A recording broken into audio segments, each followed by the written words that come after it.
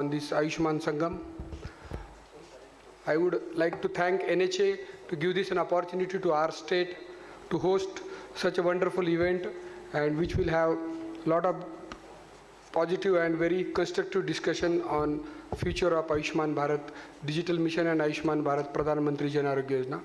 I welcome Honorable R.S. Sharma sir, CEO NHA, Dr. Vipur Agalwar sir, Deputy CEO NHA, Dr. Pankaj Arora, Director Convergence, Mr. Rohit Jha, Deputy Director NHA, Dr. Amit Yadav, Additional CEO Rajasthan, all the representatives from state of Gujarat, Goa, Dadra Nagar Haveli, Daman and Diu, and my colleagues from State Health Assurance Society, Maharashtra.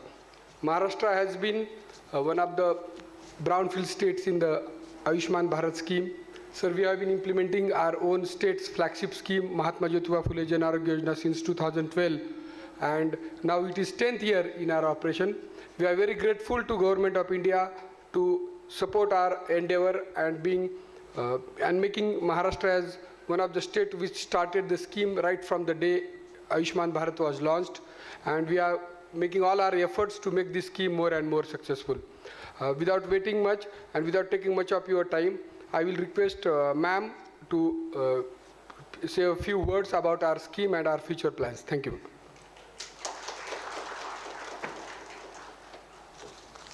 Thank you, ladies and gentlemen. We request Dr. Nilima Kerakata, Principal Secretary, Public Health, to please speak on ABPMJ and ABDM. Thank you.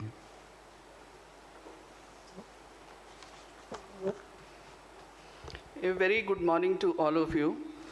On behalf of Government of Maharashtra, I take this opportunity to welcome Honorable Dr. R.S. Sharma ji, CEO NHA, his entire team, and all the delegates from different states like Rajasthan, Gujarat, Goa, Daman and Diu, and Dadar and Nagar Haveli.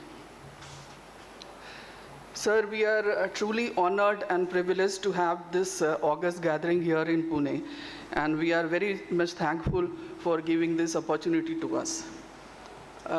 As we all know that the nation is celebrating Azadi Ka Amrit Mahotsav, and while celebrating this momentous occasion, our Honorable Prime Minister very time and again reiterated that whatever program we are implementing, that should be saturation effect. That means it should be Antyodaya effect. It should be citizen-centric. So this event is one such step in that direction to live up to his aspirations. In Maharashtra, like Ayushman Bharat PradhanMantri Jan Arogya Yojana, we had a different program named Rajiv Gandhi Arogya Dai Jeevan Dai Arogya Yojana since 2012 onwards. And looking into the glaring success of this program, it was initially initiated only in 8 districts. But just because of its success and applause from the common public, it was extended to the entire state in the very next year. And since then, it was running very successfully. In 2018, its name was changed as Mahatma Jyotiba Phule Jan Arogya Yojana, and it was integrated with the present Ayushman Bharat Pradhan Mantri Jan Arogya Yojana in February 2022. And since then, it is one of the most successful flagship program of the state, and we have won so many national and international awards and accolades since then. So this is the history of running this program very successfully in Maharashtra. And through this program, integrated program, we are catering 2.22 crore of beneficiary families. And just because we have this huge number, the premium quoted was very low. It's very, very low compared to the benchmark premium of nation. It is 1,050 rupees per beneficiary family per year, but in case of Maharashtra, it is just 797 rupees per beneficiary family per year. So this is our, we are very much proud of this achievement, and we are catering to the needs of the last rung of the society very efficiently through this project. But sir, in the recent past, one problem was emerged that just because of the null entries in the ACCC data, the figure which was communicated to us regarding the Ayushman Bharat PMJY beneficiaries was not that which was indicated to us at the time of floating the RFP for the integrated project. So this has created a lot of problem for us because the insurer which quoted this low rate just because of the huge number and whatever number he was given to, by us for quoting the premium. And he was reiterating that he was not able to support, he will not be able to support the program if the number is deviated from the original number, and it will be very difficult for him to support the program if the statistics is deviated. So this is our request, sir, please, this should not be changed now, and whatever gap is there, that we are filling up with the Antyodaya and Purna card holder beneficiaries. So this is one of our requests, sir. And secondly, in the portable cases, the claim settlement or the claim payment is delayed by more than 6 months. So this is another bottleneck which we are facing. So this also, if is sorted out, we'll be very thankful for this help. Regarding Ayushman Bharat Digital Mission, sir, we have taken initiative at many aspects, but we are yet to gain the momentum just because there are many doubts and lack of understanding in very aspects of implementing the project. Like for example, for the HR management, there is a provision, financial provision, but for other things like for the setup of the office, there is no financial provision given. Setup of the office, IT setup, then for vehicle or TA, DA, these are the very basic things to run an office, but no clarity is there regarding this. Moreover, we are yet to finalize how this should be run, whether society has to be formed to run this, like what we are running in Ayushman Bharat PradhanMantri Jan Arogya Yojana, or it should be run as establishing a different unit or department under the public health department. So this is very much required just for the clarity of flow of the fund. So how the fund will be utilized for this clarification is required, sir.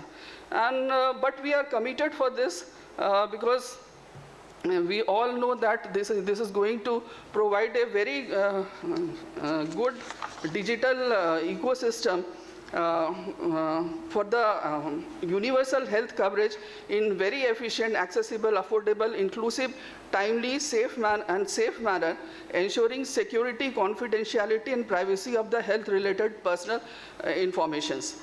ABPJY is successfully utilizing available digital infrastructure to provide end-to-end services right from the identification of the beneficiaries to their entry into the hospital, admission in the hospital, their treatment, and even discharge, and then paperless payment to the hospital.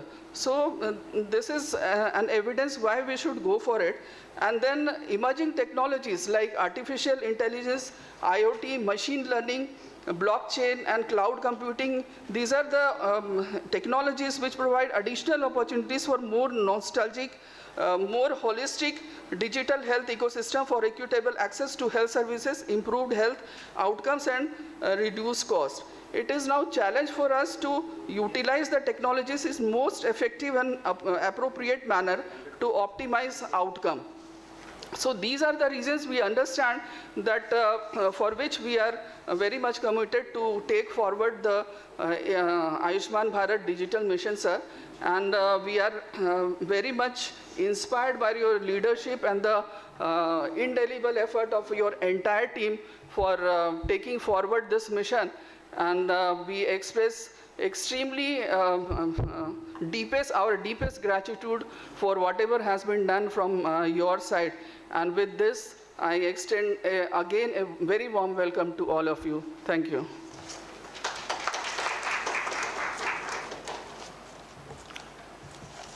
Thank you very much, ma'am.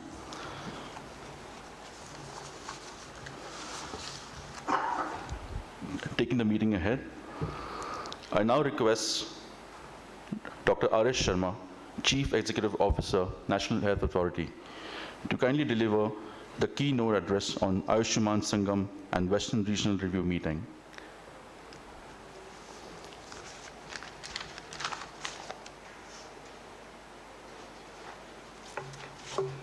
Well, a very good morning to all of you. Nilima ji, Sudhakar Sinde ji, my friend Vipul Agrawal ji, all the officers from the Maharashtra, Gujarat, Rajasthan, Daman and Diu, Goa, Dadra and Nagar Haveli. It is the fifth in the series of AyushmanSangams which we are organizing today. And first of all, I'll begin by thanking Nilima ji and her team for really giving us such a beautiful hospitality. You know, we are very, very comfortable here. And especially the fellows from Delhi, you know, we have been sort of, Delhi is like an oven, you know, where temperatures are 40, 41, 42, and they feel like 50 and stuff like that. There's so much of humidity and so bad, you know, even in the night you get out and you feel you are in a real hot place. So this is a great relief, you know, coming to Pune. When we landed Pune, they announced that the temperature was 26 degrees Celsius. It felt like we have really arrived in some heaven or something. So thank you very much for giving us this opportunity to be here. We are really grateful for your hospitality. And I'm sure all our colleagues from various other states are also comfortable here. It's a beautiful place also to be. As I said, this is the fifth in the series of AyushmanSangam, and let me just sort of share with you some of my thoughts, because I have been in this job since last about 16 months, and that the fact that I had never worked in the health space earlier, actually I was a little hesitant to get into this job. But then I realized that health is such an important part, and especially after COVID. And because I was involved in the CoWIN application, CoWIN platform development, I got more and more interested in this sector, and I realized how important this is and what kind of contributions we can make into this sector. So I think we have been, as you know, we have been implementing PradhanMantriAshman Jana Arogya Yojana since last about 3.5 years now, from September of 2018. And we have done fairly well. This, I must admit that this is basically built upon, you know, like things happen in India that some state does something and that becomes successful. Then the government of India picks up, or the whole thing is rolled out throughout the country. So many states like Andhra Pradesh, Rajasthan, Gujarat, Maharashtra, and Tamil Nadu, Kerala probably, many states had actually such health schemes, because as you know, health is a state subject. And essentially they were based on insurance or assurance. And they started doing very, very good work. And then I think that must have prompted the government of India to take up such kind of a scheme in a massive manner throughout the country. And whatever I have seen, it is such a beautiful work which this scheme is doing. It is really a flagship scheme. And it touches the individual directly. You know, as you know, a poor person, when he realizes that he has got, some family member has got cancer or somebody has got some serious disease, it is an end of, you know, life for that entire family, in the sense that they all go into the debt trap. Now, this is one scheme which offers that succor to that family, which is really a very, very pious job, I think, and all of us must feel proud to be working in this space. And what we want to do is essentially, learning from you, we are trying to kind of impart the same learning back to you. We are working like consultants, you know, consultants gets ideas from the client and then again tells the same idea to the other clients or the same client. This is like that. Now the need for having a pan-India scheme or pan-India framework for this kind of scheme is actually quite self-evident. Nilima spoke about the portability claims not being settled in time. Now, portability is an extremely important, because India is a mobile population, mobile people, and you know, health facilities are also focused in certain cities. So people from Bihar, Northeast, they all flown to Delhi, for All India Institute of Medical Science or some other thing. So it's necessary that this scheme is able to provide benefits to people irrespective of where they are. And that can happen only when you have a portable framework which is digital, and digital enables you to do things anytime, anywhere. So this is the reason enough for us to ensure that we have a common platform. Even if we don't have a common platform, we do have some central place where such portability can happen. COVID again is an example I'll give you, because COVID ensured that if you get your first jab in let's say Mumbai, and then you travel to Delhi, and the second is in Delhi, you can get it. Now that is possible again because you had a pan-India, sort of database, a central database which actually kept an account as to this person, what has been the first dose and where did he get it, what is the drug type, and then ensure that. So I think portability is a very, very strong reason for this to be here. Secondly, I think doing things at a scale does give us some advantages. We can use the same technology platform where each state does not have to reinvent the wheel, because ultimately it's a flow, and if that flow can maintain different type of rates, different type of packages which are specific to states, different beneficiary databases, I think it's possible to have a common framework to do that thing. So I think that is something which we are sort of learning from you and giving back to you, and I think you are all experienced people working in the field, and I take into account all issues which Nilima ji has raised about the implementation problems, and I think we will definitely try to sort it out. I'm sure our team must have taken note of them. Be rest assured, our job, and we consider this as our duty, to help these states, to work with these states, and to work in a real collaborative partnership as our Prime Minister's vision of cooperative federalism. That's how we are working throughout the country, irrespective of the fact that maybe some states are much ahead. Gujarat, Maharashtra, Rajasthan, many other states who have been doing the so-called brownfield states have much more experience than even we have in this scheme. But I think that's where the synergy comes, where we learn from each other. The second project which has now, and I'm sure during the day we will speak more about other critical issues, and Vipul and his team, they have prepared what new things we are doing. There are new areas. One area which I would like to touch upon is the area of providing cards to each of our beneficiaries. Now you might say why card is necessary. Card really is not a smart card. When you talk of card, it's not a smart card. It's basically a piece of paper or a piece of plastic where a person feels that he is entitled to get that benefit. He feels empowered. So card is just a token of empowerment, nothing else. And the whole idea is that, people, if they have a token of empowerment, they really feel confident enough to approach a hospital. A poor person from a village, he has never seen a hospital, or never, even if he has seen a hospital, he has never been to such, place which is dazzling, which is really different from his village surroundings. He feels less confident. And if he doesn't have anything and he says, I am X and, provide me help, the hospital walas will say, get out. Now the card again gives him that kind of authority and that kind of empowerment.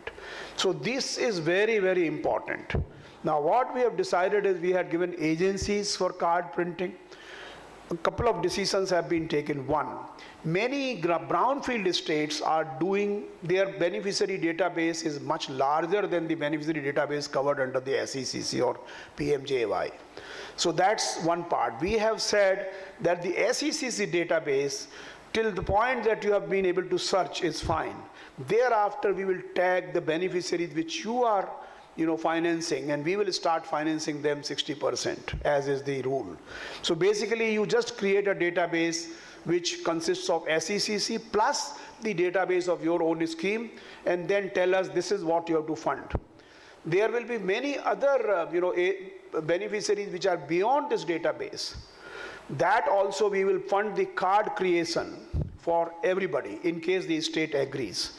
If the state agrees for a co-branded card, which is the PradhanMantri Jan Arogya Yojana and Mahatma Jyotiba Phule Arogya Yojana. This is co-branded, which means the PMJY comes first, ABPMJY, and then comes the state's name, and there is a design. If you all agree, we will fund the entire card creation for everybody. However, we are very clear that we will not just print cards and think that they have been delivered. No, sir. We have ensured, we know that in Aadhaar, for example, which we did, the postman, though we were paying 26 rupees to India Post as a speed post, which actually is better than even the registered post, to essentially deliver and get the signatures of the person. The speed post is like a courier, present day courier. You were paying that. Even then the postmen were dumping those bags of the Aadhaar letters into nalis and all kinds of rivers. This is what we have seen. So we don't want to get into that situation. We are very clear, this will be an outcome-based payment, which means you deliver the card to 20 people, you get money for 20 people. And that should be deflected on our website and portal, which basically authenticates and logs using Aadhaar. This is what is important. So basically, this is the first time, Aadhaar was the first time where we created, and many of you who might have worked, they know, we had created an outcome-based payment situation. We said, you give me the data for one Aadhaar number, and if I generate that Aadhaar number, I'll give you 40 rupees. That's all. I am not concerned whom you get the data done by, who creates your data, who does whatever. Only thing is, that person should not have been registered earlier, and I should be able, the data is good enough, of a good quality, so that I can give him the Aadhaar number. That's what we did. Similarly, now we have decided that we will give 20 rupees to a state for one card creation and delivery. That's what it is. We are not concerned. You hire your own agency, you get it done through your own people, whichever way you want to get done. You get it done through your collectors and whatever. Card design is constant, card material PVC is constant. Thereafter you deliver it, and we will give you, and give us a proof that the card has been delivered with a photograph of the person after biometric authentication, and we will give you the money. As simple as that. This is very, very important, because as Nilima ji again said, saturation of beneficiaries is an extremely important priority for us. And saturation not only in terms of putting them on paper, but saturation in point of giving them the token of empowerment and token of eligibility. That's something which I wanted to speak about.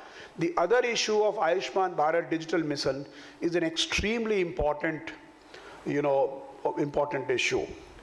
And while the building blocks have been made, and I'm sure our team is going to explain to you what is ABDM and what are the building blocks. What is important is that various registries, like registries of professionals, registries of drugs, registries of facilities, they are completed, because only then people will be able to dip into those registries and figure out as to which doctor is available where and what kind of facilities are possible. Probably we will have next stage, we will also be able to provide bed availability into this UHI, the Unified Health Interface. So that is a very powerful construct. But the powerful construct will work only when all of us come together. And my experience thus far is that the bureaucratic way of doing things is not going to happen. If there are 4 people in the office, even 4 people, and they are drawing a salary of 6 lakhs per month, consultants and all that, and if you are not able to, just put 1,000 hospitals of your state into a database, this is shameful. Because 1,000 multiplied by 600 is 6 lakhs, right? So 600 rupees per hospital data entry, which actually will take 10 minutes, I am paying you 600, and you are not getting it done. What is the point?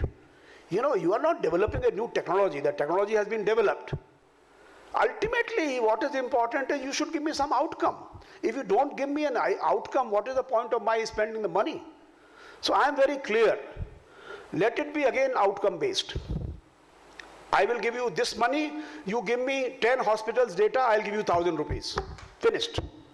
If you give me 10 doctors' data, I'll give you 1,000 rupees. Whatever that money is, I'm not saying 100 rupees per doctor or 100 rupees per hospital. But what I'm saying is that there has to be some outcome. You can't just have chairs and furnitures and gadi and ghoda and admi, but without any work or without any outcome. I'm very sorry to say, but this is how things are. We are not going to go, I mean, because ultimately everybody is going to ask us, what is the result? आपने इतना लंबा चौड़ा structure बना दिया, उसमें न doctor है, न नर्सेज है, न हॉस्पिटल है, तो इसका क्या फायदा होगा? तो basically we are very clear that this has to be an outcome based situation.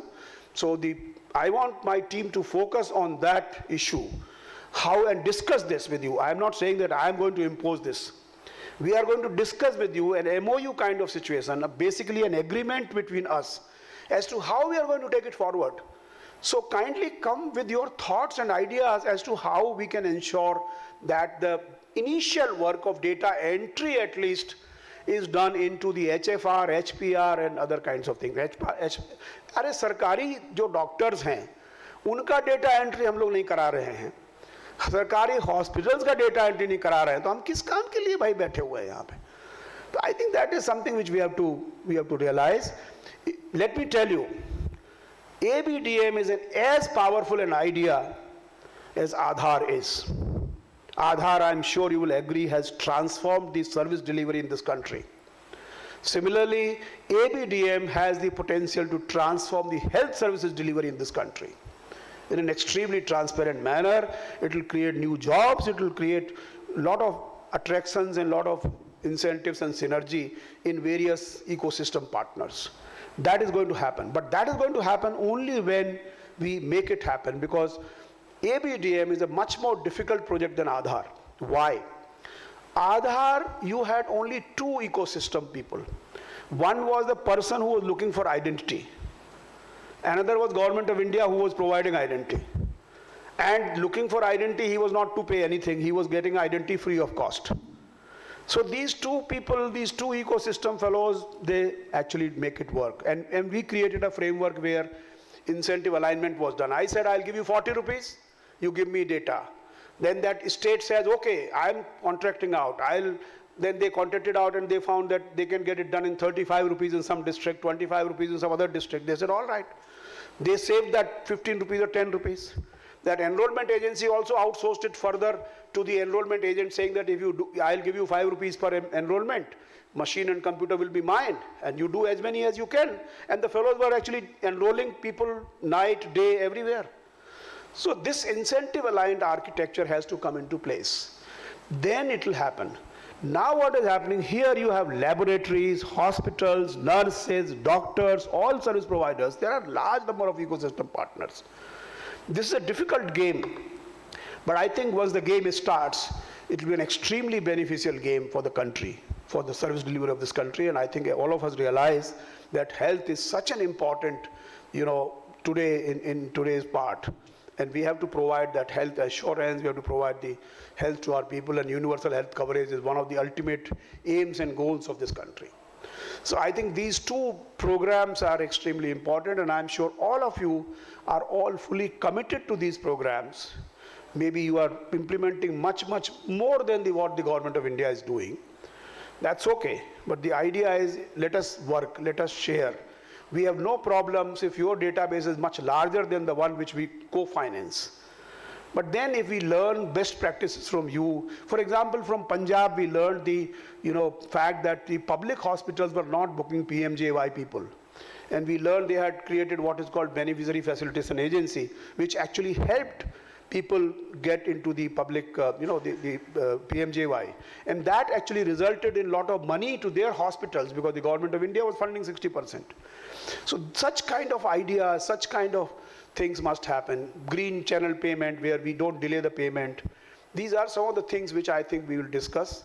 Thank you once again for providing such a wonderful hospitality to us. We have enjoyed. Last evening I arrived. Beautiful hotel, beautiful surroundings and beautiful welcome. Thank you so much.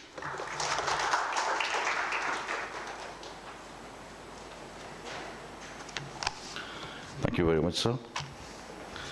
Well, as the saying goes that the captain of the ship is the wisest man on board. And yes, it's an honor to have you as our leader, sir. Thank you so much. That's a very valuable lesson that I have also learned being a doctor. That it's a difficult game. Ladies and gentlemen, it's a difficult game, but we have to strive forward, and we have to strive hard. Thank you, sir. A very nice speech. And just before we move ahead, I would just like to announce that right now we'll take a small break, ladies and gentlemen. So kindly assemble at the hall back at 11 a.m. sharp.